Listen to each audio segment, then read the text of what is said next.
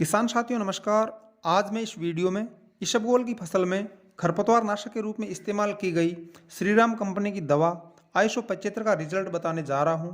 इस खेत में यह फसल 35 दिन की है और आज से 10 दिन पहले यहां पर दवा का स्प्रे इस दवा का रिजल्ट देखने के लिए आधे खेत में किया गया था। आधे खेत में खड़ी खरपतवार को देखकर आप यह अनुमान लगा सकते हैं कि यहाँ पर कितनी ज़्यादा खरपतवार थी। खरपतवार में इसबगोल के पौधों को ढूंढना भी मुश्किल हो रहा है।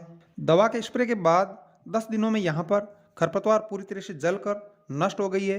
यहाँ पर चौड़ी पत्ती वाली बथुआ व खरबथुआ नामक खरपतवार है। खरबथुआ को हमारे यहाँ पर बाबरा घास बोला जाता है। इन दोनों खरपतवारों की जड़ें इसबगोल से दुगनी गहराई में जाती है, जिससे इन्हें हाथों से हटाना संभव नहीं है।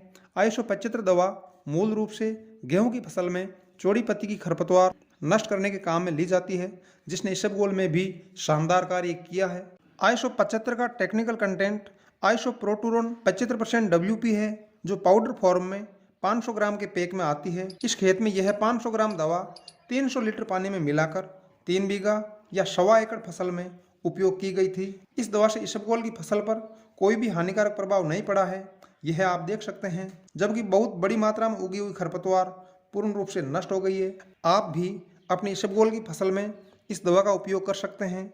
गूगल पर सर्च करने पर इस दवा का गेहूं व इसबगोल में उपयोग की जानकारी मिलती है। अगर आपके खेत में खरपतवार 2 से 4 पत्ती की अवस्था में है तो आप 200 ग्राम प्रति एकड़ के हिसाब से इस दवा का उपयोग करें। खरपतवार 10 से 20 पत्ती की अवस्था में या 4 से 6 इंच बड़ी है तो 400 ग्राम प्रति एकड़ अथवा 1 किलोग्राम प्रति हेक्टेयर के हिसाब से उपयोग करें। 1 हेक्टेयर या 6 बीघा में पानी की मात्रा 600 से 750 लीटर रखनी है। बताई गई मात्रा से अधिक दवा का इस्तेमाल नहीं करना है, इसे इसबगोल की फसल में कुछ नुकसान हो सकता है। इस दवा का उपयोग करने से पहले अच्छी तरह से सिंचाई करनी है। दवा स्प्रे करने के बाद कम से कम 20 दिन तक सिंचाई नहीं करनी है, इस बात का विशेष ध्यान रखना है।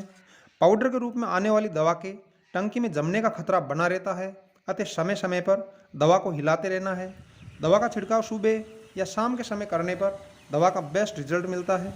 अगर आप इसबगोल की खेती के बारे में किसी भी प्रकार की जानकारी लेना चाहें तो कमेंट अवश्य करें, मैं हर सवाल का जवाब अवश्य दूंगा।